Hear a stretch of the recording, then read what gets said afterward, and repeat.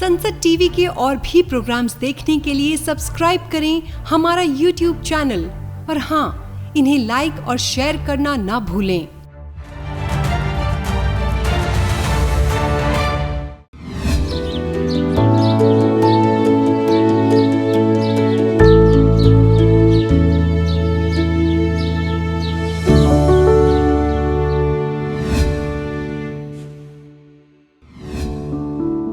हमारे देश के बड़े शहरों में रहने वाले लोग हमेशा ही प्राकृतिक सौंदर्य को निहारने के लिए तरसते हैं। लेकिन अगर आप देश की राजधानी दिल्ली में रहते हैं तो अब आपको कहीं और जाने की जरूरत बिल्कुल नहीं, क्योंकि संसद टीवी अब आपको लेकर चल रहा है राजधानी दिल्ली की ऐसी खूबसूरत जगहों पर, वो भी एक दो नहीं बल्कि पूरी 7 ऐसी जगहों पर जहां पहुंचकर आप खुद को प्रकृति के नजदीक महसूस करेंगे।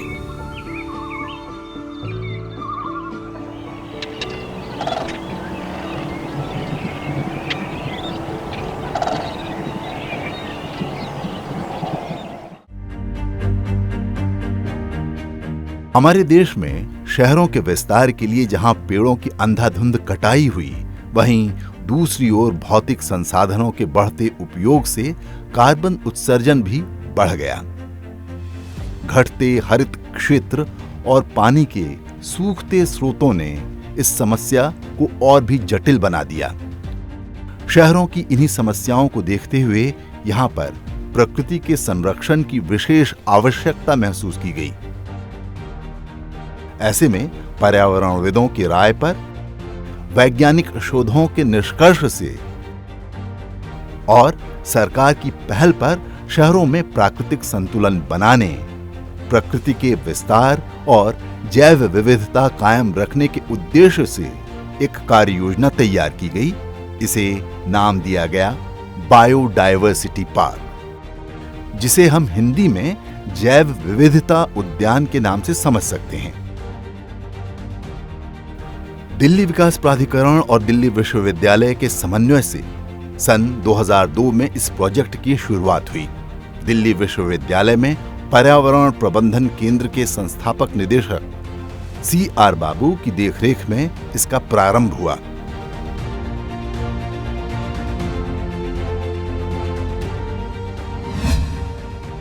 इस समय दिल्ली में कुल 7 बायोडायवर्सिटी पार्क हैं, जिन्हें पूरे शहर में विभिन्न जगहों पर पोषित किया जा रहा है, जो राजधानी दिल्ली में न सिर्फ प्रकृति संरक्षण का बल्कि उसके संवर्धन का काम भी कर रहे हैं।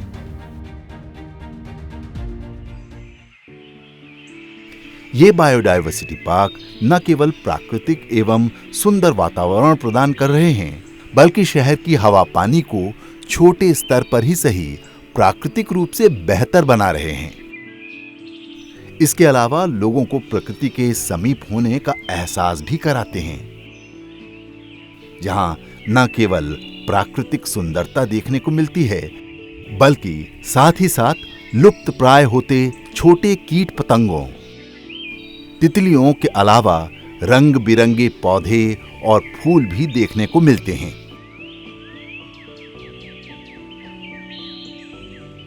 ये पार्क शहरी बच्चों के लिए कौतूहल, नया अनुभव और एक नया रोमांच भी पैदा कर रहे हैं।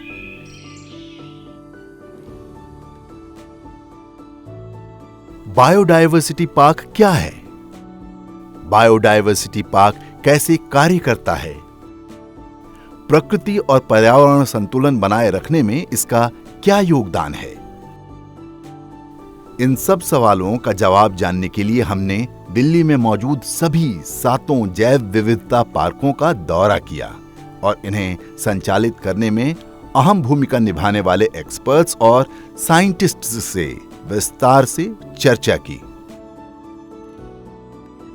जैव विविधता को डिफाइन करने के लिए कहना होगा वैरायटी एंड वेरिएबिलिटी, मतलब जीवन के वैरायटी और जीवन में विविधता, जिसको कहते हैं वेरिएबिलिटी, माइक्रोब से लेकर के मनुष्यों तक, और उसका रहने का पर्यावास सम्मिलित रूप से जैव विविधता कहलाता है। जैव वैज्ञानिकों ने हमें बताया कि जैव विविधता पार्क शहरों के लिए बहुत आवश्यक हैं, लेकिन यह प्रोजेक्ट शुरुआत में इतना आसान नहीं था। लेकिन जब वैश्विक स्तर पर समस्या जटिल होने लगी, तब सरकार ने भी आगे बढ़कर इसमें रुचि दिखाई और अब इसका असर भी दिखाई देने लगा है। दिल्ली में जैव विविधता पार्क बनाने का कार्य दिल्ली विकास प्राधिकरण DDA के अंतर्गत क्रियान्वित होना तय किया गया, जो दिल्ली के विकास को बढ़ावा देने और सुरक्षित करने के लिए कार्य करता है। मंत्रालय की ओर से इसकी शुरुआत कैसे हुई, क्या परेशानियां रही और अब ये कैसे कार्य कर रहा है, इस पर DDA के वाइस चेयरमैन ने हमें विस्तृत रूप से जानकारी दी। दिल्ली विकास प्राधिकरण दिल्ली यूनिवर्सिटी के साथ एक साझा प्रोजेक्ट तैयार किया, जिसको centre for environment management for degraded ecosystems, जो सेंटर है दिल्ली यूनिवर्सिटी का, उसके अंतर्गत जो प्रोफेसर CR बाबू हैं, उनके मार्गदर्शन प्राप्त करते हुए ये कार्यक्रम को शुरुआत की गई थी तकरीबन 15 साल पहले। आज के दिन ये बायोडाइवर्सिटी पार्क्स एस्टैब्लिश्ड हैं, घने जंगल से भरे हुए हैं, विभिन्न प्रकार के बायोडाइवर्सिटी आपको नज़र आती है, चाहे वो फ्लोरा हो चाहे वो फौना हो, यहाँ तक के लेपर्ड भी यमुना बायोडाइवर्सिटी पार्क के अंदर पाया गया है। आपको जानकर खुशी होगी कि इस समय प्रकृति को संजोए हुए नेशनल कैपिटल टेरिटरी दिल्ली में 7 बायोडाइवर्सिटी पार्क हैं, जो शहर के विभिन्न स्थानों पर संचालित हैं। Yamuna biodiversity park, Jagatpur road, Wazirabad. Northern ridge biodiversity park, Kamla Nehru ridge, civil lines. Aravalli biodiversity park, air India estate, Vasant Vihar. Neela Hauz biodiversity park, Asif Ali मार्ग, वसंत कुंज।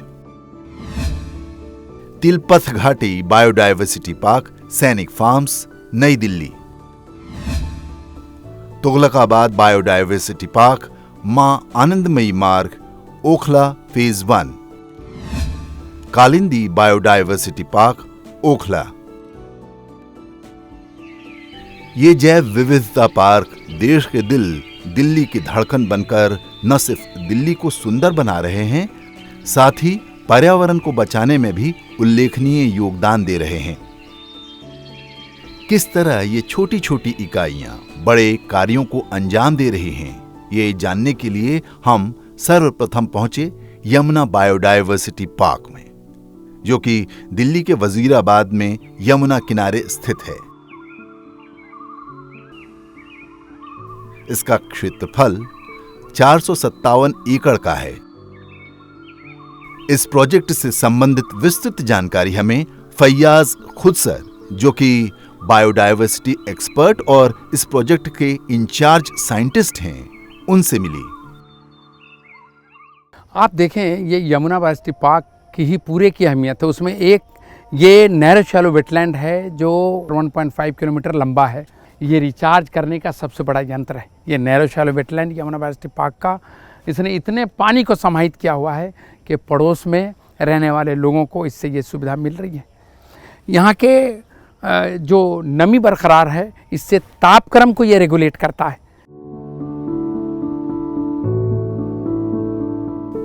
यमुना बायोडाइवर्सिटी पार्क में जैव विविधता और उसके महत्व को जानने के बाद हमने आगे नॉर्दर्न रिज की ओर रुख किया और उसकी विशेषताओं और वहां उपलब्ध परिस्थिति तंत्र को समझा। नॉर्दर्न रिज के फील्ड बायोलॉजिस्ट हरमीत सिंह से मिलने के बाद उन्होंने हमें वहां मौजूद सर्पाकार झील, उसमें मौजूद ड्रैगन फ्लाई की अहमियत और खासतौर पर बटरफ्लाई पार्क के बारे में विस्तृत जानकारी दी। इंडिया का शायद पहला ऐसा बटरफ्लाई पार्क होगा जो कि इस टाइप मंकी मेनस एरियाज में बना गया है। इसका जो एक स्क्वायर है वो 4 इंचेस का है और दिल्ली में जो बटरफ्लाई पाई जाती है जिसको हम कॉमन रोज बोलते हैं, उसका जब अगर पूरी विंग स्पैन उड़ के उड़ेगी तो 4 इंच से थोड़ी सी कम होती है, तो इसीलिए वो बटरफ्लाई इजीली अंदर और बाहर मूवमेंट कर सकती है। तो इसमें हमें करीबन, हम जब शुरू में आए थे तो जो यहाँ का डाटा 2015 का हमें मिला था वो 33 स्पीसीज़ थी बटरफ्लाई की, जो कि आज के डेट में 70 स्पीसीज़ हैं। नॉर्दर्न रिज बायोडायवर्सिटी पार्क से आगे फिर हम अरावली बायोडायवर्सिटी पार्क के महत्व को समझने के लिए वहां पहुंचे। अरावली बायोडायवर्सिटी पार्क की खूबसूरती और मनमोहक प्राकृतिक वातावरण न केवल आंखों को सुकून देने वाला है, बल्कि यहां रहने वाले लोगों के लिए प्राणदायक ऑक्सीजन को भी बढ़ाता है। यहां रोजाना घूमने आने वाले स्थानीय नागरिकों ने हमें बताया कि उनके लिए तो ये बायोडायवर्सिटी पार्क नेचुरल आईसीयू का काम करता है। मैंने इस पार्क का नाम पता क्या रखा है? ICU। This is my ICU। I come here, take my life, go back. By the next day when I am decaying again I come here, again take the life and go back. It is not a park, it is ICU। It is intensive care unit for a person of my age.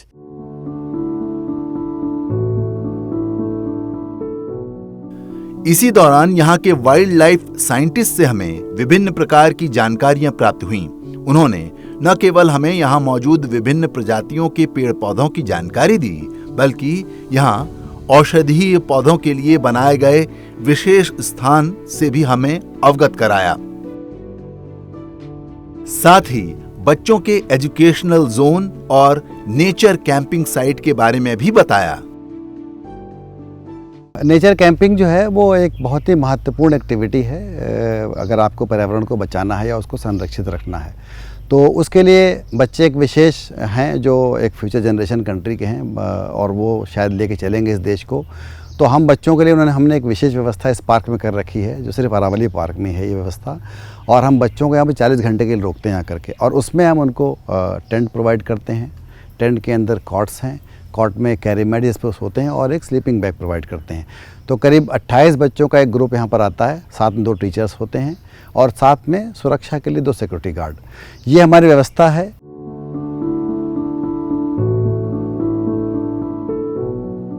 Aravalli biodiversity park की इतनी जानकारी पाकर आपका मन भी यहाँ आने को जरूर कर रहा होगा। इसी को ध्यान में रखकर हमने यहाँ आने का समय और स्थान की भी जानकारी प्राप्त की।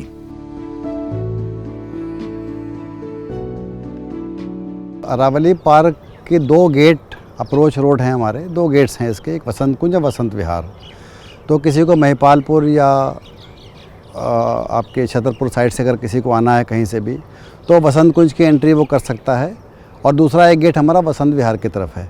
इसका क्षेत्रफल 692 एकड़ का है, जो पिछले 20 सालों के अथक प्रयास से जो हमारी प्राकृतिक धरोहर एक बनी है वो अरावली जैव विविधता उद्यान है।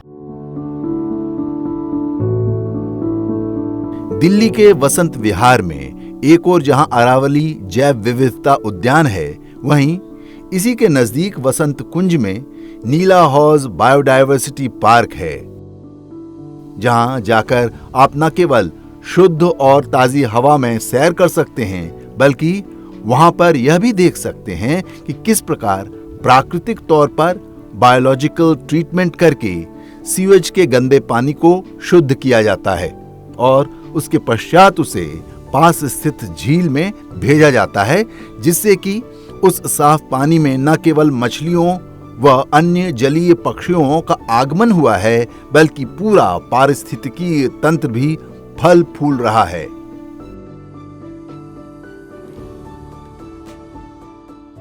जितना भी सीवेज आ रहा था वो डायरेक्टली सीधा उधर में लेक में गया था। ये ऑक्सीडेशन पॉन्ड का मेन पर्पस सेटलमेंट टैक, बेसिकली जितना भी सॉलिड मटेरियल्स है वो सेटलमेंट हो जाएगा। और आप इधर देखेंगे चैनल में 2 ही चीज़ मिलेगा, एक पत्थर है, एक जाली है। सो इसमें हमको मैक्रो लीफ लिटर्स, खाद वगैरह सेटलमेंट हो जाएगा। अभी इधर में देखिए कितना बबल्स चल रहा है, ये नेचुरल एरेशन। इनको हम पंप से एरेशन नहीं कर रहे, ये नेचुरली एरेट हो रहा है। इसमें आपको बायोलॉजिकल एक्टिविटी शुरू हो गया और बैक्टीरिया ने इसमें एक्टिवेट कर रहा है। डॉक्टर दिनेश ने हमें इस बायोडायवर्सिटी पार्क के इतिहास के बारे में, पहले की स्थिति और अब इस प्रोजेक्ट के लागू होने के बाद क्या बदलाव आए हैं, सभी कुछ पुराने और नए फोटोज की चित्र प्रदर्शनी के माध्यम से विस्तार से समझाया। ये झील बहुत सारे ह्यूमन सेंट्रिक एक्टिविटीज़ के कारण बिल्कुल बर्बाद हो चुका है, जैसा आप इस पिक्चर में देख रहे हैं, है ना। 2014 के बाद ये कुछ लोगों के मदद और कोर्ट केस के थ्रू हमको मिला था बनाने के लिए। इसको हम इस तरीक़ा से रिस्टोर किया। इस तरीक़ा का रिस्टोर करने के बाद हमारा पास आया था बहुत सारे पक्षियों, है ना। इसमें एटलीस्ट 80 वैरायटी का स्पीशीज़ है। वैसे आप देखेंगे इधर में बटरफ्लाइज, स्पाइडर, ड्रैगन फ्लाई, है ना, ये सब अलग अलग इंसेक्ट्स है। ये भी हमारे पास आ गया। नीला हौज बायोडायवर्सिटी पार्क का कायाकल्प देखकर हमें बड़ा आश्चर्य हुआ। अब तक देख चुके 4 बायोडायवर्सिटी पार्क के द्वारा इस पूरे प्रोजेक्ट का महत्व भी समझ में आने लगा। इसी पर और जानकारी जुटाने के लिए अब हमने 5वें जैव विविधता पार्क का रुख किया, जो कि सैनिक फार्म दिल्ली में स्थित है, जिसका नाम है तिलपथ घाटी बायोडायवर्सिटी पार्क। यह 172 एकड़ में फैला बहुत ही सुंदर बायोडायवर्सिटी पार्क है, जहां पर संपूर्ण जैव विविधता के साथ एक सुंदर व्यू पॉइंट एरिया भी है, जहां से प्राकृतिक सौंदर्य देखते ही बनता है। Now we are at viewpoint of Tilpat Valley Biodiversity Park. From here we can see whole area of Tilpat Valley, and you can see the beauty of the Tilpat Valley, and also the area of Asola Wildlife Sanctuary, the undulating terrain of wildlife this Asola Wildlife Sanctuary, and you can see the different hills of this Asola Wildlife Sanctuary. And the students are very happy to see here because it is very beautiful from here, and the students are very happy, and they are sitting here for a long time.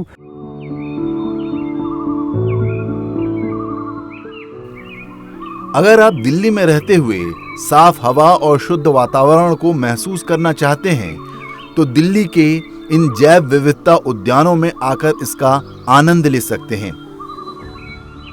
इसी सफर पर आगे बढ़ते हुए Tughlakabad biodiversity park में विभिन्न वनस्पतियों के बारे में भी जान सकते हैं कि किस प्रकार समतल जमीन और पथरीली जमीन के पेड़ पौधों में भिन्नता होती है।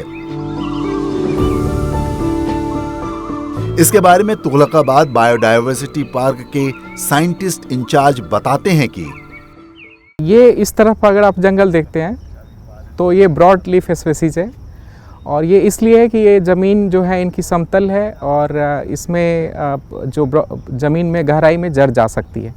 लेकिन अब दूसरे तरफ देखेंगे तो हमारे पास ऐसे हैं जो वैली हैं, रिज एरिया है, तो इसमें पथरीली ज़मीन है, तो हम इसमें इस तरह के पौधों को लगाते हैं जिससे जिनमें ड्रॉट रेसिस्टेंस हो और वो लोकल कंडीशन को और अच्छे से बना सकती है।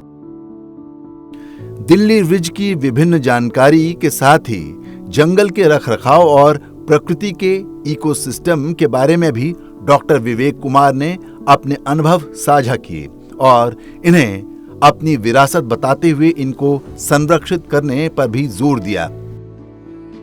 मैं यही कहना चाहूँगा कि ये आपका विरासत है और जिसको हम संरक्षित कर रहे हैं, आप इनको बचाइए, और ये हमारी दायित्व तो है ही, सबकी दायित्व है। जो हम अनएक्सपेक्टेड जो हमको आज देख रहे हैं, मौसम देख रहे हैं, गर्मी देख रहे हैं, बरसात देख रहे हैं, गर्मी, उसके बाद अब अक्टूबर से नवंबर से शुरू हो जाएगी, जनवरी फरवरी तक हम सांस नहीं ले पा रहे हैं, तो इनका इलाज एक ही है, और वो इलाज है कि आपका जो नेचुरल विरासत है, जो पेड़ पौधे हैं, उनको आप बचाइए, उनको बढ़ाइए, उनको संरक्षित कीजिए।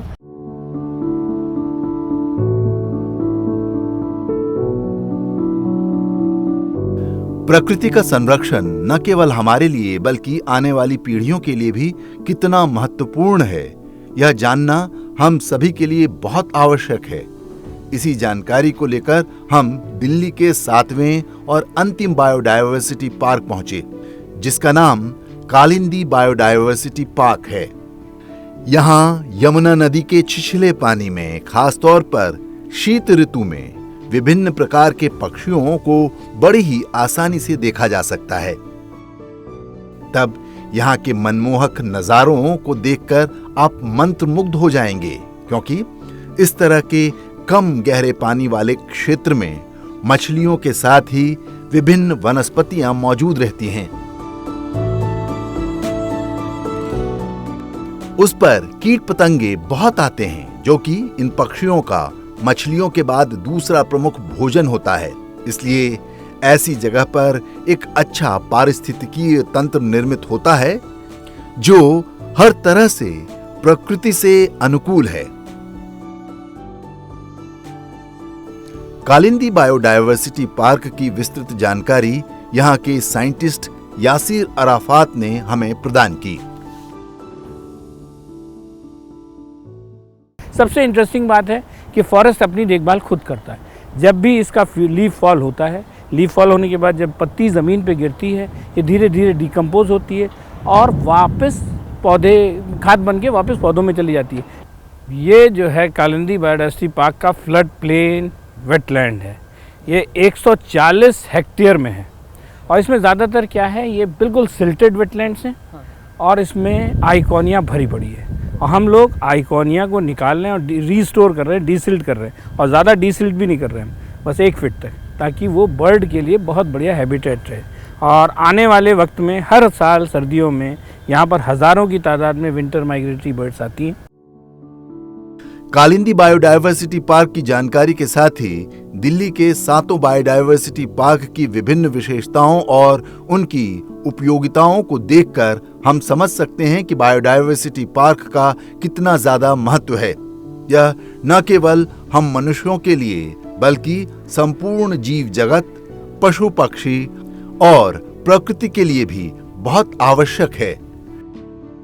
डीडीए और दिल्ली विश्वविद्यालय के संयुक्त प्रयासों से यह संभव हो पाया है।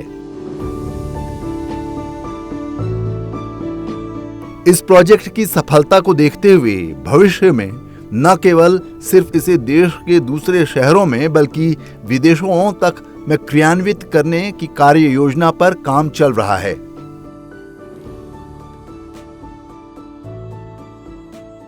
विभिन्न संस्थाओं से लोग आते हैं हमारे इन बायोडायवर्सिटी पार्क्स का जानकारी लेने के लिए, और वो विज़िट करके जब जाते हैं उन्होंने आग्रह किया है कि इस प्रकार से बायोडायवर्सिटी पार्क्स क्या दिल्ली से बाहर भी किया जा सकता है।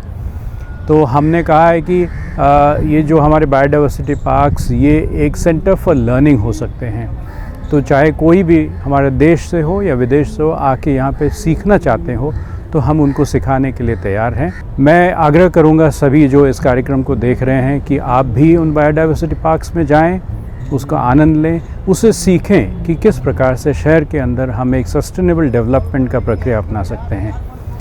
डेवलपमेंट आवश्यक है, साथ में उसको सस्टेनेबल तरीके से कैसे करें ताकि ग्रीन्स भी मेंटेन रहेंगे और हमारा एनवायरनमेंट मेंटेन रहेगा। ये एक उदाहरण आपको बायोडायवर्सिटी पार्क्स में देखने को मिलेगा।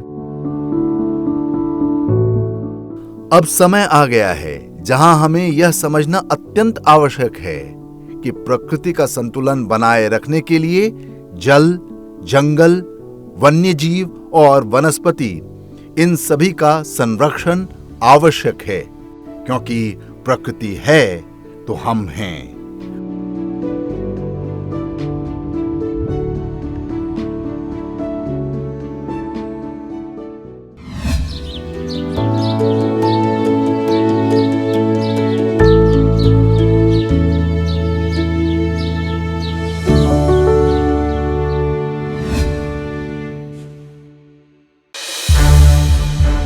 संसद टीवी के और भी प्रोग्राम्स देखने के लिए सब्सक्राइब करें हमारा YouTube चैनल और हाँ, इन्हें लाइक और शेयर करना ना भूलें।